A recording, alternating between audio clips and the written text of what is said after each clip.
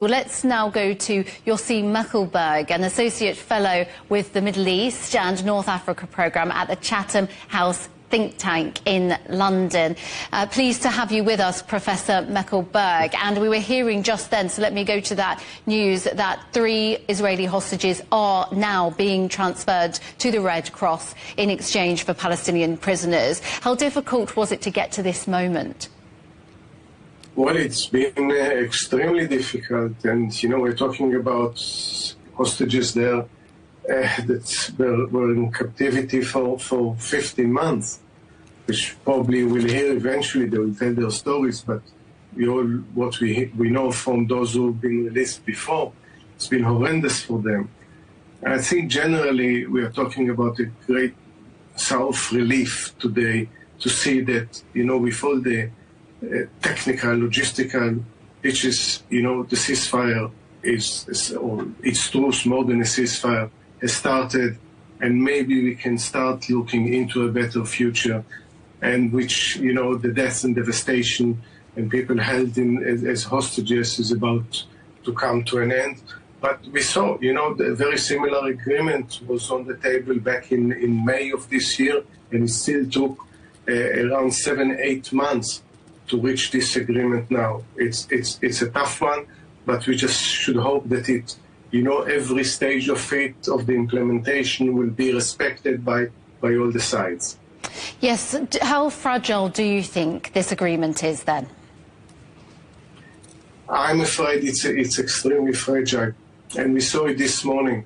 That the minute that there was some doubts on one side whether the names of the hostages will be given to Israel. The next thing we saw is the bombardment in Gaza and dozens of people killed.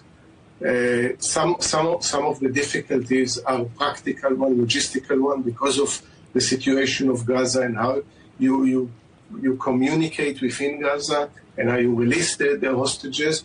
But some of them are because there are people that really oppose this agreement, and we saw that already. One party left the Israeli coalition, left it with a very tiny minority, a majority, forgive me, of only 2 members of Knesset, and there is still the possibility that another far right would leave it, and then it will throw the entire Israeli system into chaos. Yes, and if we move to the people of Gaza now, displaced families hope to return to their homes, but what's left now?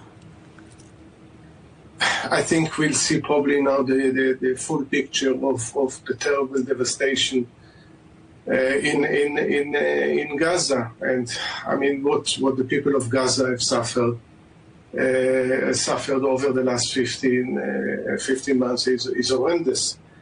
The only thing that we should hope that this is the end of the war, and the two phases be respected, and start rebuilding it, not only in terms of physical restructuring, but also dealing with the huge trauma that so many people, including children, have experienced over this terrible period, building the institution, looking into bringing the West back in Gaza under one governance.